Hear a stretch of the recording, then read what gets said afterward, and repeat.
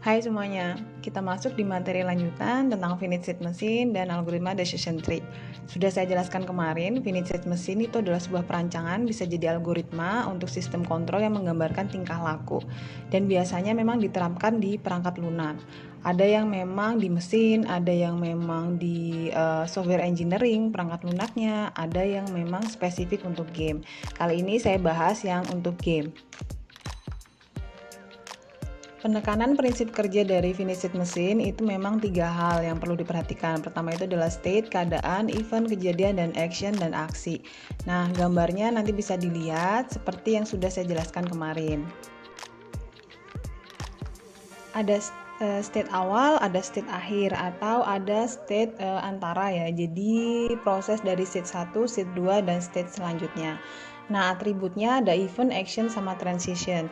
Event dan action ini adalah perilaku yang bisa ditanamkan untuk feedback state selanjutnya. Biasanya ini menggambarkan gimana eksekusinya dalam sebuah program. Gitu. Jadi memang FSM biasanya itu menggambarkan perilaku yang dikomputerisasi dan bisa dialgoritmakan untuk menjadi eksekusi seperti perilaku manusia atau seperti skenario yang sudah disusun oleh kita sebagai pembuat game.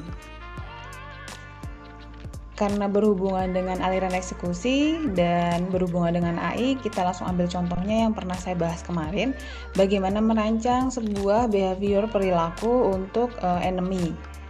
Cara berpikirnya bisa jadi kita breakdown itu enemy atau musuh itu punya perilaku seperti menyerang dan menghindar, dan itu bisa digambarkan dengan perilaku dalam finite state machine. Perhatikan perilaku yang sudah saya tampilkan di sini. Ada mengembara, berpetualang, menyerang, menghindar, dan cari bantuan. Setiap anak panah itu punya perilaku event, action, bisa jadi transition. Dan ini bisa jadi aliran eksekusi untuk dimasukkan dalam algoritma atau pemrograman yang berbasis artificial intelligence. Ceritanya begini. Nah, saya mau bercerita.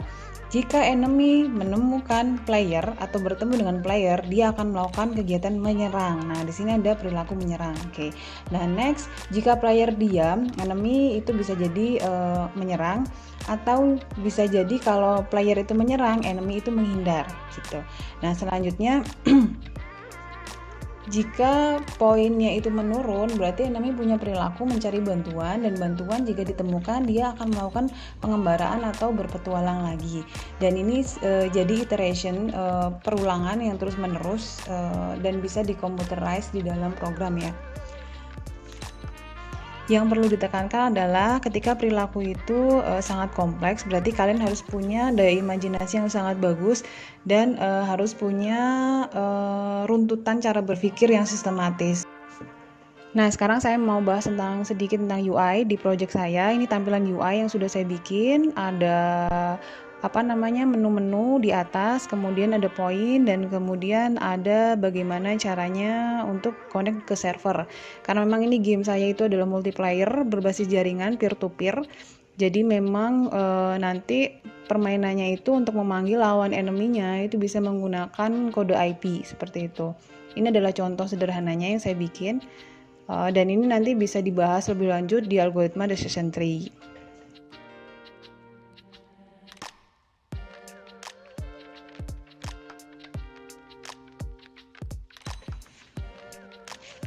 Nah, selain FSM untuk game, sebenarnya FSM itu bisa dibuat untuk pengembangan media interaktif. Biasanya untuk controlling navigasi, gimana caranya mengkomunikasikan navigasi A ke B, kemudian gimana caranya nanti merealisasikan seperti skenario yang sudah kita bikin. Saya ambil contohnya di project saya.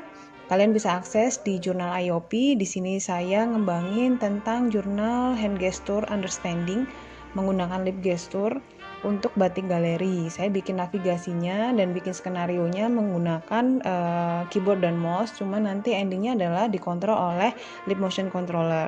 Nah, ending dari itu nanti bisa dibuat finite state machine-nya dan dibuat skenarionya agar bisa terbaca oleh komputer. Ini lanjutannya. Terus apa lagi ya? Gitu aja sih, nanti pengembangan lebih lanjutnya kita bisa bahas untuk mata kuliah yang lebih advance. Saya rasa ini cukup untuk kalian, khusus untuk finish state machine di pemrograman dan di controlling game, itu aja. Terima kasih, sekian dari saya, sampai ketemu di materi selanjutnya.